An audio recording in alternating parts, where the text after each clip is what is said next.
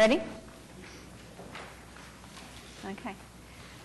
Welcome to the October 16th, 2014 Downtown Design Review meeting. First order of business is please silence your phones or whatever device you might use.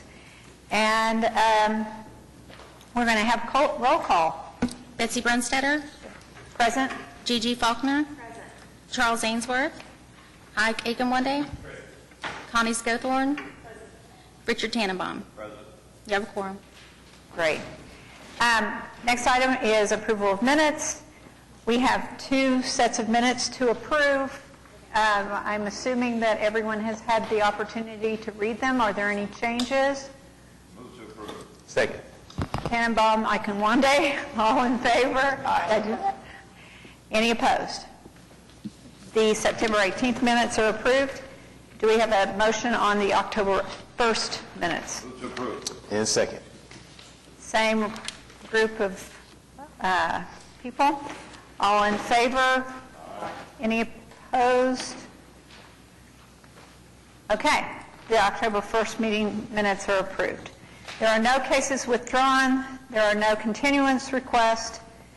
There are no consent docket items. The cases for individual consideration, item A, 301 North Walker, is the applicant present? Yes. Would you come forward? Please sign your name on the piece of paper in front of you and tell us your name. Jeff Dixon, Camp Construction.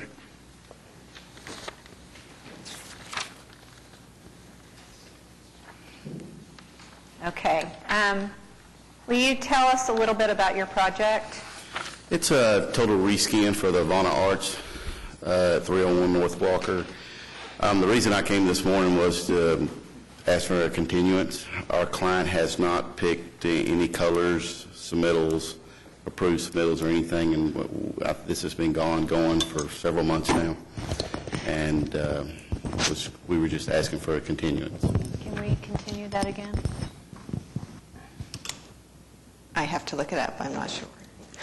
Madam Chairman, the work is ongoing. Yes, the work is We've ongoing. had no ability or time or to approve or disapprove of anything. They're moving along. That's totally contrary to the spirit of what we're trying to accomplish. Just my thought, my opinion. Do you have a motion for me? I don't have any motion. It's Okay. they're not playing according to the rules that everyone else is.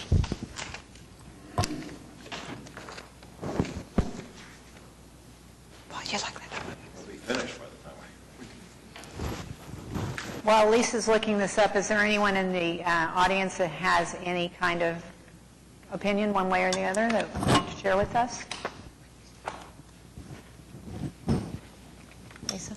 Susan's looking it up, and I just wanted to mention in this month's staff report, we had recommended denial because over the last many months, as you know, Absolutely. many months, we've been asking for materials, colors, updated renderings, and we haven't gotten any. And it was Absolutely. just literally last night we got an email kind of out of the blue saying, oh, wait, we have some materials. We're like, well, Right. so we had recommended denial, and Jeff, was it you who sent the email? Up to Mr. Filbert?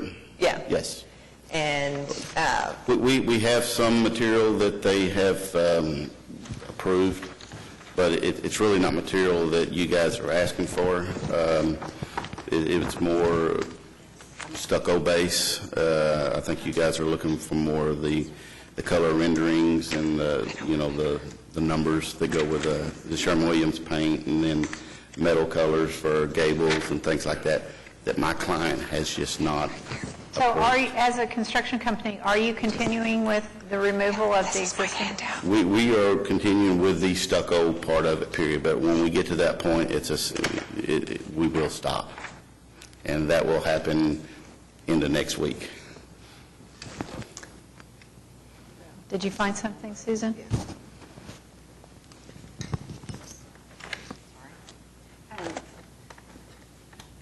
There's not a specific number that prohibits you from continuing it. What it says is that no continuances shall be granted where no forward progress has been demonstrated for a period of 6 continuous months. So, I mean, Do we have anything in the ordinance that says that they cannot be removing the existing materials?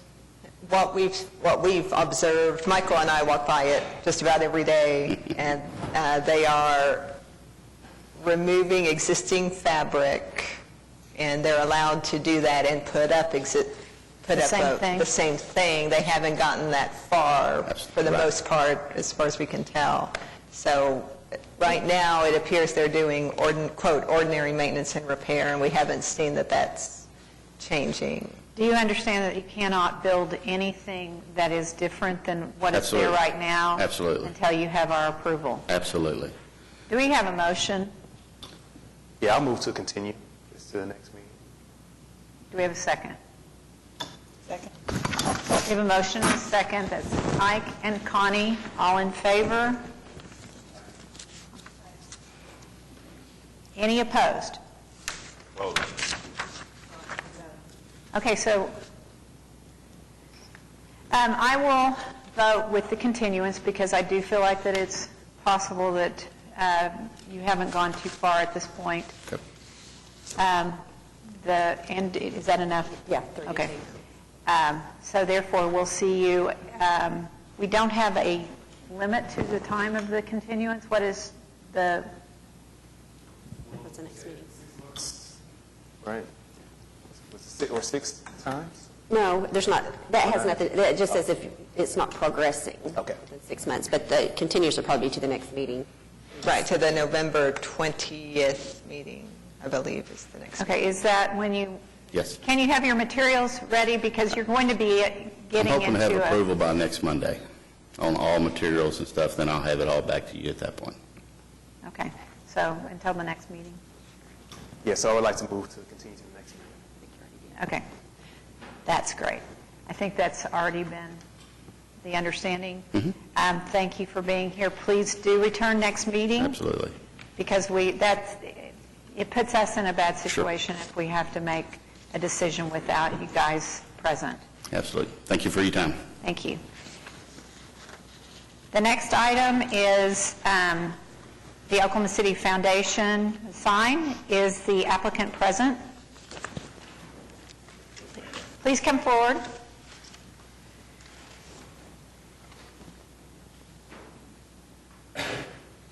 We'll need your name on the piece of paper, and if you could state that. Yes, ma'am. Tony Tyler, 5101 South Shields. I'm with Tyler Sign Company. Okay. Do you want to talk about your project at all? If there are any questions, I'd be happy to answer those. Have you guys consulted with the Automobile Alley representatives? May I invite Because him up here? we do value their review, and was that part of your process, was to visit with them? We have visited with him. Okay. Well, yeah, This we morning. just, this morning, Tony and I talked, and I talked to Nancy yesterday. But I'm Mickey Clegg, representing Automobile Alley, but also I'm representing the building across the street, the owner of that building. But as this is presented, we're not comfortable with it, with the design of it. However, in talking with Tony today, they've agreed to sit down with a committee from Automobile Alley to further discuss the design of it, the landscaping. This doesn't show any landscaping, but Tony tells me they're committed to a landscaping plan. So based on that, we don't want to protest it today. We don't want to hold them up, but with that commitment that they will sit down and visit with us and have a good faith discussion on further tweaking the design of it. Right now, I feel like it just looks too much like a billboard. And I would agree. So we're looking for a continuance? No. They don't want to continue it, and so we don't want to hold them up. So I just want the record to reflect they've agreed to sit down and visit with us to further discuss Now, I don't know if they significantly changed the design. If they'll have to come back and talk to you, I assume they would. They would, and I would feel more comfortable with the continuance than not, because I do feel like there's some character items that you could make the sign blend into the area a little bit better. But I do think these are design issues that we need to hear, my opinion. So, Is there any issue on the timing of a continuance? No, sir. So you'd be amenable to that? Yes, sir. I move to continue. that was in Tannenbaum, what's your name? Faulkner motion. You need a time period, ma'am? Yes. To the next meeting, November 20th? Yes, sir. Okay. And these are two fine gentlemen. I'm sure they can work it out. A couple of daisies in there. Okay. All in favor? Aye. Any opposed? Thanks for being here. Thank you. Thank you both. The next item is 1320 Classen Drive.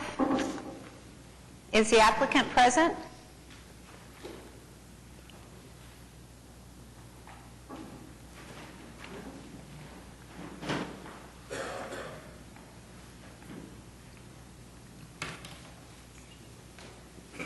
Betsy, I'll introduce a little bit about it. This is the project that NSO presented 3 months ago, 2 or 3 months ago in the summer as a preliminary presentation.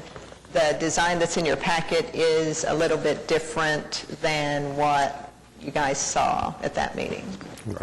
Thank you, Lisa. Larry Blackledge, architect for the project. Let me introduce, first of all, the development team. Roland Chupik is the NHS director and is current occupant of the building on the site where we are going to be. Wiley Rice is the board president for this nonprofit organization. Ryan Hudspeth, back in the back side over there, and Derek Hamilton are Belmont Development Company, which is a local Oklahoma City development company who has bought all the ERC properties in Kansas, Oklahoma, Texas, Arkansas, and we're in the process of rehabbing most of those projects. So you're dealing here today with local residents and a local team. Pardon me. I'm sorry. Mr. Blackledge, I wasn't here for the initial presentation. Could you, and you may be getting ready to do this, but could you describe the type of residence that this is? Yes, ma'am. Well, I'm getting into that in just a second. Great. Please, thank you. We did appear for you 2 months ago, but it was purely, we weren't on the agenda, it was purely just an issue to show you that we were getting ready to come to the board to illustrate what our project was going to be. In the past 2 months, we have worked with Lisa on several different occasions, going over our proposal that you have in your packet that illustrates that this building is a 3-story building. It is made up of 36 one-bedroom apartments, 9 two-bedroom apartments, and 4 efficiencies, and has parking for 42 automobiles located to the east of it. Now, I'm sure you all are familiar with the corner. It is a 3-sided corner, and we have, in our design, designed according to the outline that's set out in the design standards to build up to and within the property line limits. We've had probably, and I'll let Roland talk to this in a moment, but we've had 5 or 6 meetings with Heritage Hills, and they have been kept up to date on a monthly basis, either by phone calls or by sending them emails. And at first, we had a 4-story building. Actually, it even goes back further than that. We had a 5 or 6-story building, which we even pared down to a 4-story building. Well, in working with the neighbors, they felt like it was still too tall and the building didn't have enough parking in it. So one of our meetings with Lisa, we came back and have lowered the building to a 3-story building and added enough parking, which is in excess of what the parking is for senior citizen housing. It's 1/2 space per apartment. We have 42 spaces when we only need half that much. So I don't know where to go with this, other than the staff has recommended approval of this, but we're here to answer any questions and give any guidance that we can. So this is senior housing? Yes, ma'am, it is senior housing. Okay. Brandon, do you have any comments? Okay. I think my concern is illustrated by the rendering that's on the front of the set of drawings that we were given. Yes. That's a rendering of the back of the building. And we don't have any really, there's really no addressing the street, and although the staff has recommended approval, I'm concerned with the fact that we really don't have any stoops on the street to tie this back to the street, and I think that's really, market-wise, I think that's what the market is actually looking for. You're in a great location. Yes, ma'am. Excuse me, Lisa, did you not receive the other rendering that shows the streetscape? It wasn't included in the package. We included everything we received. I have a site plan.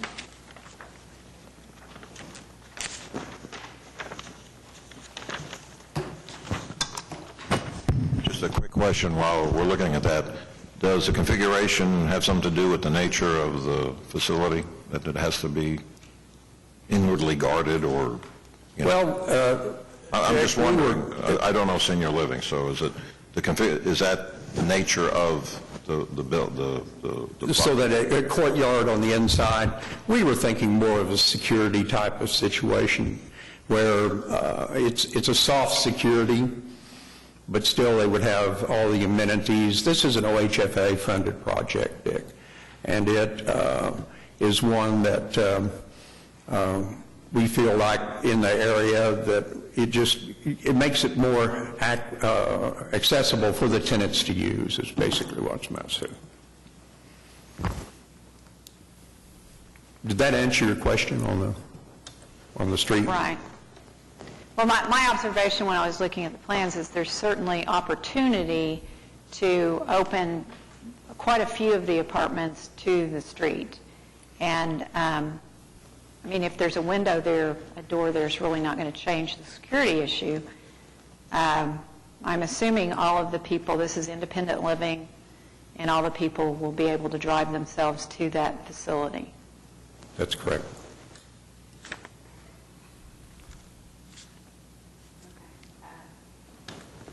Any other comments? Yeah. In fact, we have little cards, in fact. And Gigi wants to make a comment. I have a comment. I think that's such an important corner. It's really a gateway into an area that is being beautifully redeveloped. It's right in the middle of, and it's a neighbor to many iconic buildings.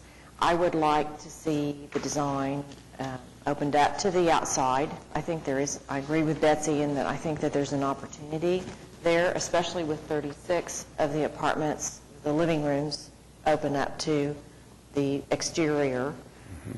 I personally don't really see that as a huge security issue in that location. I think the design of the building, I would like to see it maybe look a little more important for that location.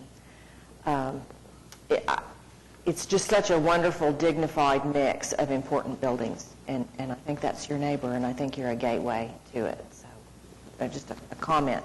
I think the building looks a little plain. I understand the use, and I think the use should be welcome to the neighborhood. I think it's a wonderful, wonderful use. just think there's such an opportunity there. Yeah. Let me address your plane And I understand issue. the economics, too, Yeah. certainly, of what you're trying to do, and I applaud that. In the design standards, it said it should blend with the current facilities around it. And, that was one of the issues that we took into consideration, was that there's still nice homes across the street to the south, albeit that they're offices, And then you have the Villa Teresa that's immediately to the east of it.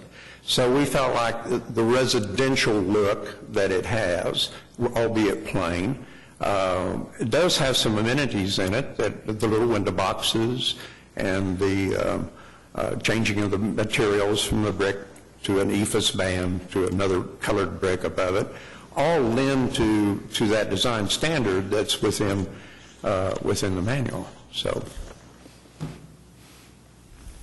that was our thinking philosophy behind it. Okay, so any other comments from the committee? Connie? Yes, well, I agree with Gigi about, I just feel like there needs to be some more of a presence architecturally. And then, of course, it's my job to look at the landscape plan, and I was really disappointed to find out that there was no tree preservation. I feel like the large trees that are on this site does establish a sense of community. Granted, they need to be cared for, and probably one of them needs to be removed because it's damaged, but I don't know, I felt like removal of all the existing trees, 30, 50 years old, I don't know how old they are, but they're older than the building. It's not showing any kind of common sense. The fact that you're going back with 8-inch caliper ginkgo trees is impressive. Warren Edwards helped us with the landscape design on this. But I have concern that you would be able to find 8-inch ginkgo trees that are anywhere within the state to install, and so I would like to make sure, if you are going to take out these existing trees, that you go back with 8-inch caliper trees, Yep. whether they're ginkgo trees or not. I feel like that's at least a trade-off, Okay. but not a happy trade-off. So what are the trees that are being removed? It says demo existing trees and plantings. Oak trees. And so they're existing They're oak, trees. and they all need to be trimmed. None of them have been cared for in years. One of them has damage. It looks like someone ran into it with a car. An 8-inch tree, if it gets run over with the car, it's going to just go down. And so that's, there's something to be said for a 24-inch tree, keeping that tree as a part of the community. Yes, ma'am. I'm not sure I remember seeing that on the side.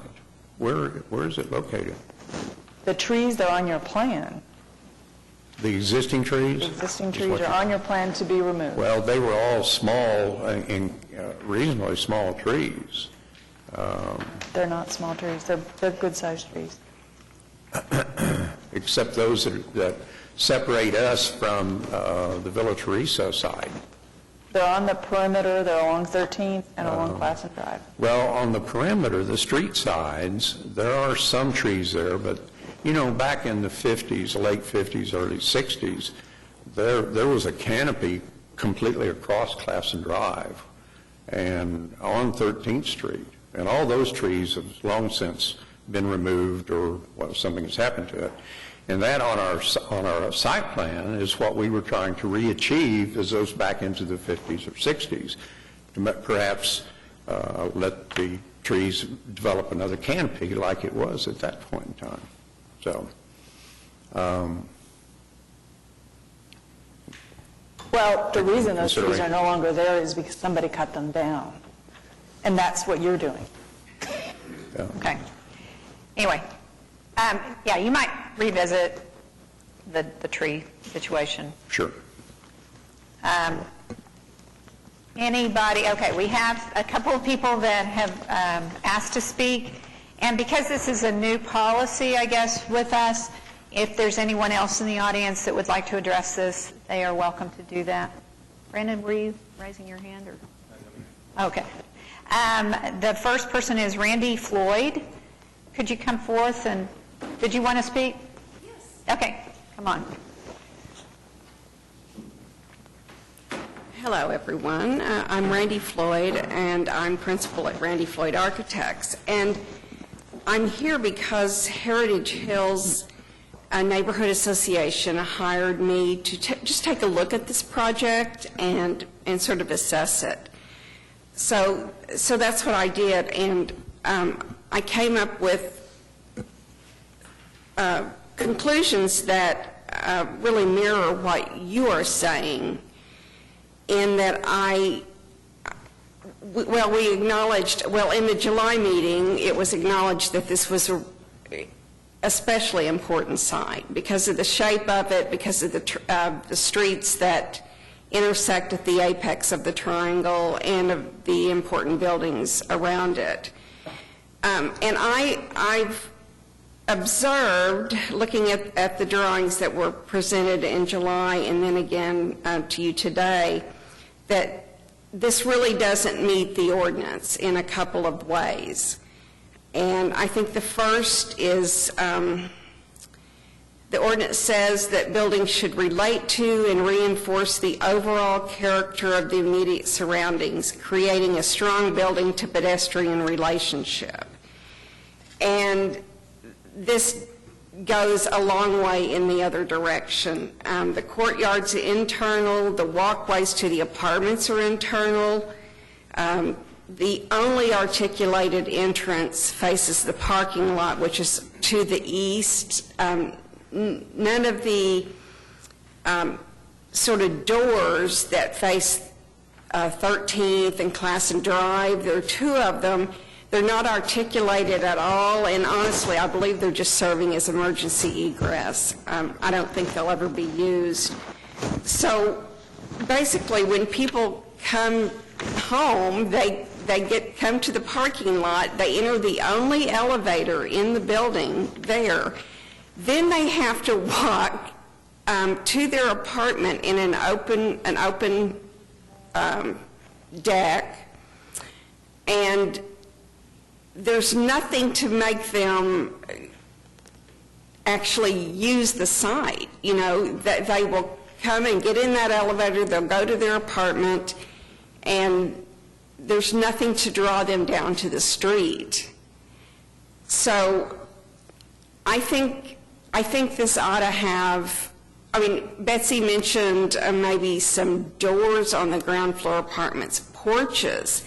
At least these two entrances or stairways that are on 13th and Classen Drive ought to be articulated as entrances and made to sort of invite people to use them. Maybe some benches and landscaping put outside so people would come out of their apartments and sit and enjoy the pedestrians going by. You know, Oklahoma City has built apartment complexes like this before in an urban setting, and it didn't work. Classen Glen, a great example in my neighborhood. You drive into the parking garage, you go into your apartment, and you never get on the street. There's no street life whatsoever. And I believe that contributed to the downward devolution of my neighborhood up until 2000 when it started a resurgence. Sycamore Square is the same way. So I just urge you not to let that happen on this important site. The other place I think that this building doesn't meet the ordinance, it doesn't relate to and reinforce the overall character of the immediate surroundings. I mean, as Gigi said, these are important buildings. It's a very prominent site, and this building just doesn't stand up to that. I mean, I know that design by committee is really hard and you don't always come out with the best product, but somebody needs to intervene here and make this a better building. I think Heritage Hills has not been as included in the design process and the review process along the way as they were supposed to be. So I would just urge some sort of process be set up to make that happen. And that's really all I have to say. Are there any questions?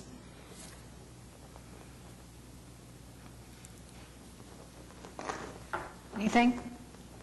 Thank you very much. Okay, thank you.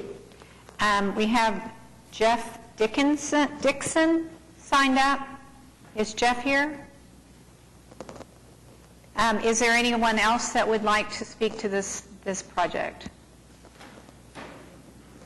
Want to come forward? No, come on. He can wait. Sorry. Thank you very much. Larry introduced me previously. I'm Roland Chupik, Executive Director of Neighborhood Housing Service.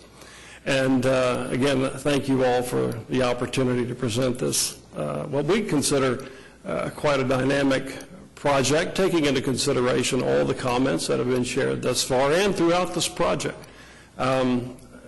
I do agree that design by committee sometimes is a challenge, but we do feel that we have taken into consideration throughout the context of this program or this project various opinions of not just Heritage Hills but other neighbors as well.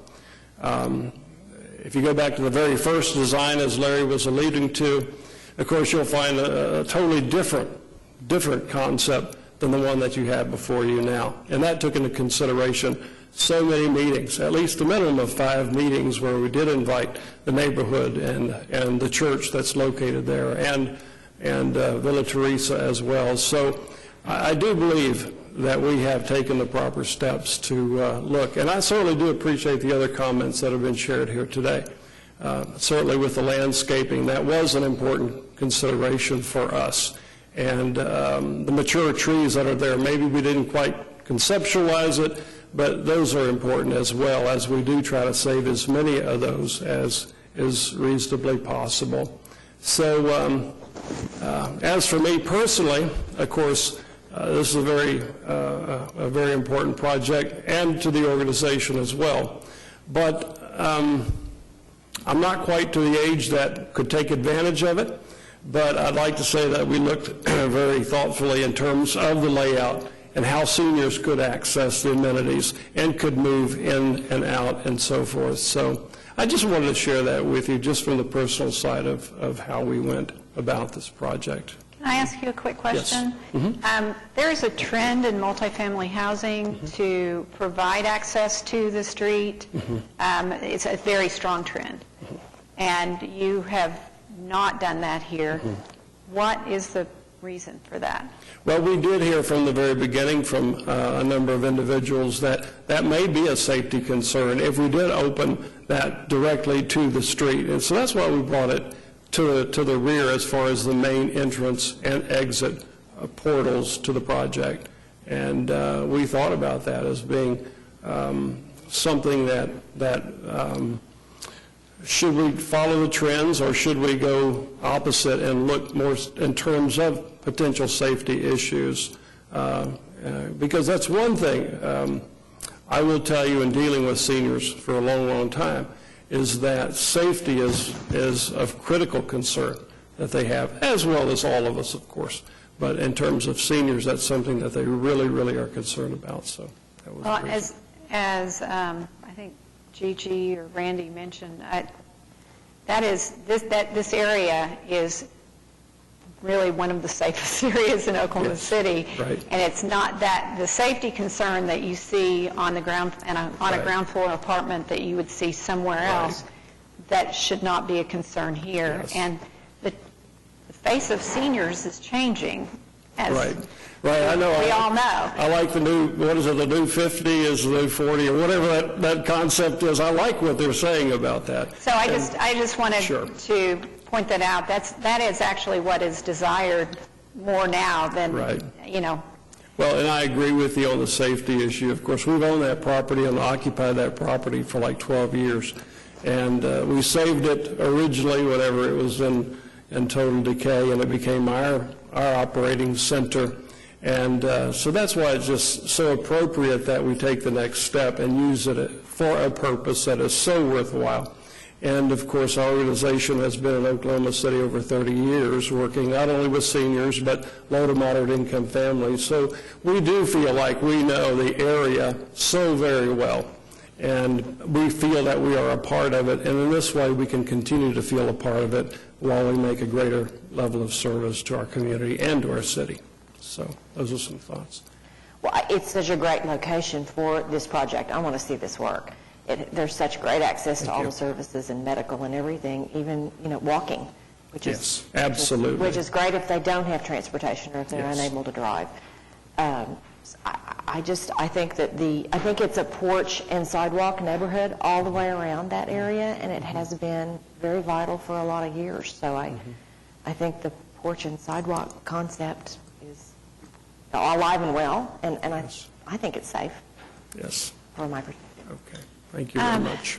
Okay, thanks very much. Oh, could you write your name on the sheet in front of you? And then we have another person that has asked to come forward.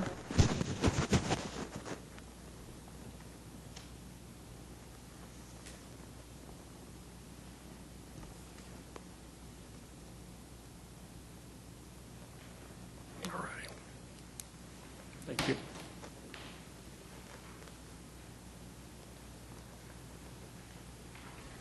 Good morning. My name is Chuck Wiggin, and I live in Heritage Hills and serve on the board of Historical Preservation, Inc. I have not been involved in any of the meetings that have taken place up to this point, and others in our neighborhood, I think, have had contact with the developer.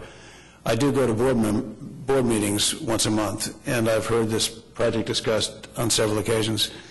And I'm here because I can tell you that there is a great deal of concern about whether this project has been well considered in terms of the normal process of considering urban design in its current context in Oklahoma City, and that's the reason that our board chose to retain an architect to review the plans and to offer comments to you about how this building works.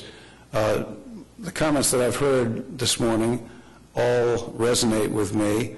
I will say that it's a bit unusual for a project to get to the point of having financing all worked out and be supposedly ready to go without having been through a more thorough design review and approval process with the city. I understand that they went to the city council and received a 5-4 approval to get to the OHFA. And that's, I guess, the process that is working. But I do know that virtually everything else in Midtown goes through a very different process. And I would urge you to consider that this project, which I think can be a very constructive addition to Midtown, should go through the process that the city planning department is encouraging now, that considers urban design, virtually everything south of 23rd Street, certainly 13th Street, is now and 13th Street zoning has a completely different set of guidelines from the suburban development that goes on, and I don't think that's being taken into account in this project. So my suggestion is that the Heritage Hills neighborhood does not feel included in this process, nor do they feel confident that the developer is taking account of the urban design process. Okay, thank you very much. You bet. Thank you. Sounds to me like a continuance would be very appropriate so that the applicant would have the opportunity to visit with the neighborhood. Does anybody agree with me? Okay. And I would say just a little bit more. I think that you guys are doing the listening part, and I think that the things that have been said today are just more things for you guys to consider. And because of that, I would be for presenting a motion to continue this case until the next meeting. If you guys would agree that that might be enough time for you guys to engage.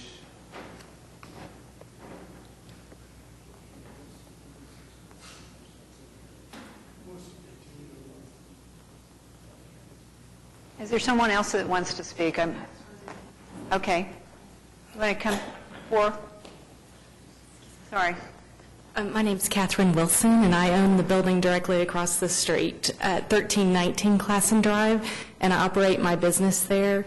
And I just really appreciate you guys, the interest that you're taking in the landscaping and the context of the use of the property. And I'm just here representing the fact that I work across the street, and I want to urge you to continue to pay really close attention to make sure it looks great over there. So the entrance to the parking lot would be directly across the street from my building, and obviously have a great interest in the parking specifically.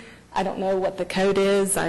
Obviously, it meets code, but realistically, with 46 units and 42 parking spaces, and a lot of those units having 2 people, I'm concerned about where those people are going to park, if they're going to park on Classen Drive in front of my building and restricting my business. I'm just concerned, and I appreciate your interest.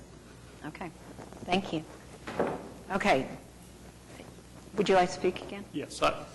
The question was in terms of working with the neighborhood, Heritage Hills in particular.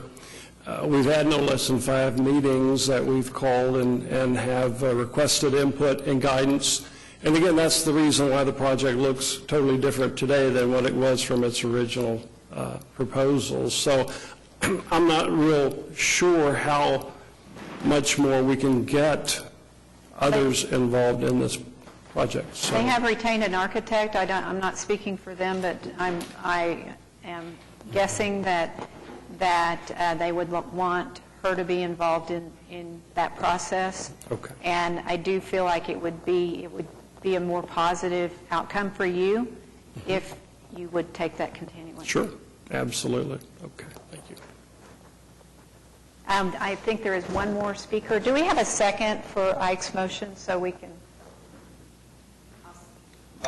So it will be moved to continue to the next meeting. Okay, I don't know if that's going to be enough time. Okay. To continue to the next meeting, we'd need the revised items in about 2 weeks from today, so for reference, for everyone's reference. Okay. I would like to revise that motion to continue this case until the December meeting. And is that okay with you? Okay. I second. Okay. Now we have another speaker. Marva? Marva Ellard, 1521 North Chartel. Randy is authorized by us to meet with Belmont or their architect or whatever to address some of these issues.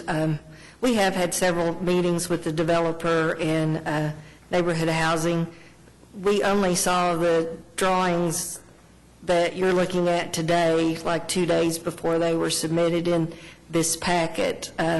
Most of the meetings were based on the old site plan. We think this site plan is dramatically better and appreciate a lot of the work that they've done, but we feel strongly that the north facade and the south facade could still improve drastically, and maybe you all are a little more politically correct than me sometimes, but I get the feeling that they're either afraid of us or we should be afraid of them. And we don't want that feeling. You know, I can walk up to Randy and Michael's front door and ring the doorbell. I can walk up to Chuck and Renata's front door and knock on the door. You can do that anywhere in Midtown or Heritage Hills.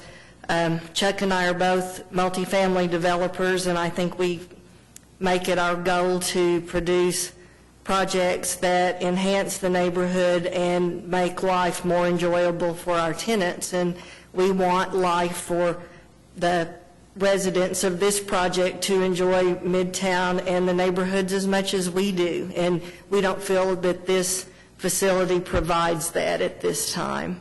And so we appreciate your comments and your encouragement, and we'll work diligently on our side to come up with the project that we're all proud of. Thanks, thank you. Thank you for speaking. We have a motion and a second on the floor. All in favor? Any opposed? So we'll see you in December. Thanks a lot for being here. Okay, the next item.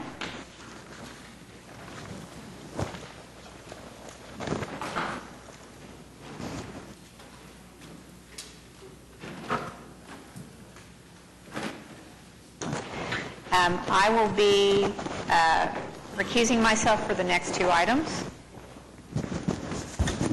Take your agenda. I lost my question.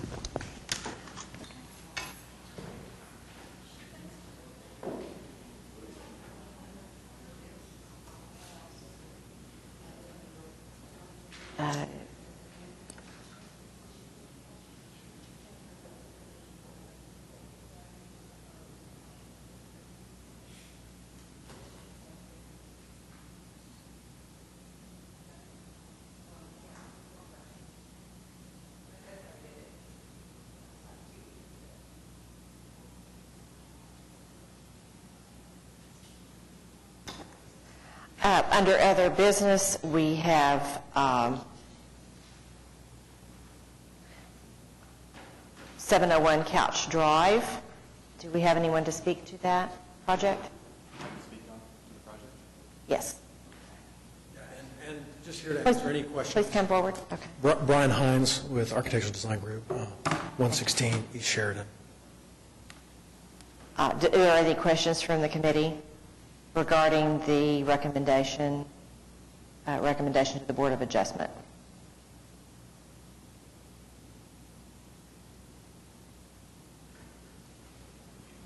Brandon, can you give an overview? I'd be happy to. Give us At the last committee meeting, the commission considered the overall design of this project and recommended approval with conditions. And this request today is due to ongoing design collaboration.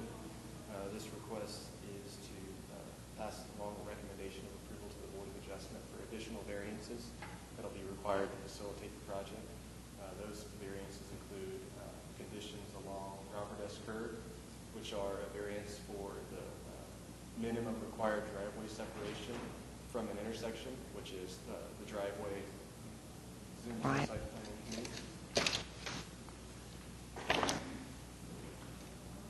That is for the driveway. Forgive me, this site plan is rotated. This driveway along Robert S. Kerr, which is required 60-foot minimum to the center line, and that is not accomplished. However, due to the programmatic requirements, our staff does not have finds that design issue to be reasonable. The other design consideration is the angle of this driveway that provides access to the loading dock. The code requires that all driveways occur in a 90-degree angle.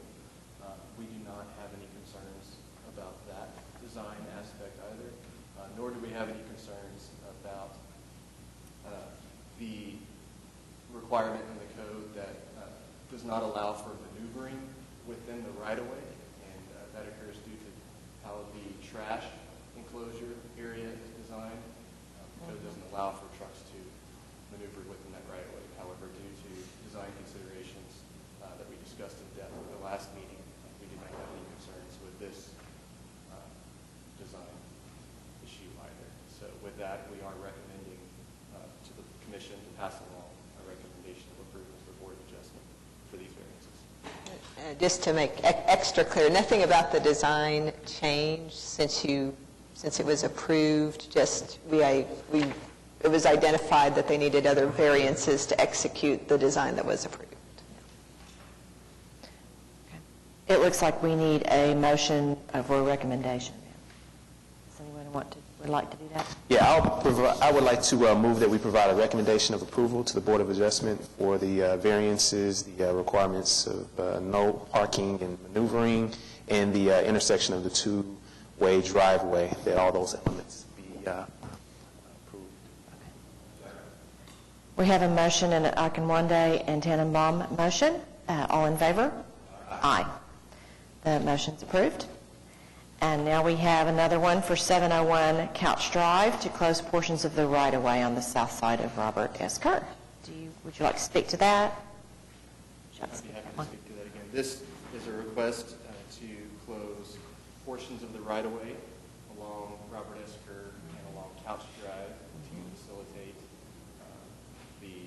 the setbacks, since that will be occurring within this design.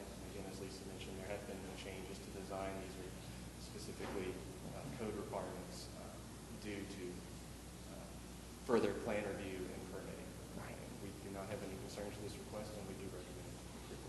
Okay. Thank you. Do I have a motion?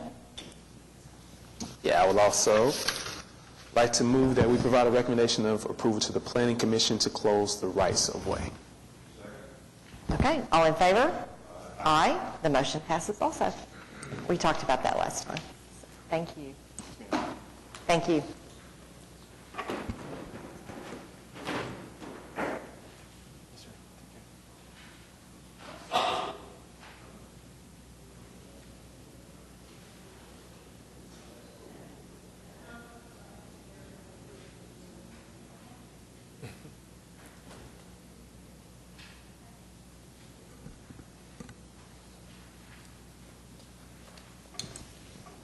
So we have administrative approvals. Brandon, anything of interest that you want to highlight on this list?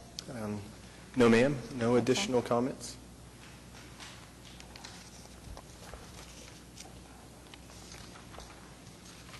Quite a few of them. Comments from the planning staff? Items B and C, we just wanted to circle back around with the committee and report back on some actions that had happened since you last met, and that was, so B1 was the Park Place closing of the rights-of-way between Walker and Hudson, so that was approved. This committee recommended approval, and it was subsequently approved by Planning Commission. Then Board of Adjustments, the Bootser Gardner project is going later this afternoon, about the parking lot surface material to use decomposed granite instead of concrete. The other variances for the municipal courts project, they were approved, and then others are on this afternoon's agenda. And then Chase Bank that you approved at the special meeting a couple of weeks ago, it was approved by Board of Adjustments for setback and height. Can you go over again where we stand on the paving surface? I know you just talked about the Board of Adjustment, but is there a possibility to include that in the ordinance, and where do we stand on that?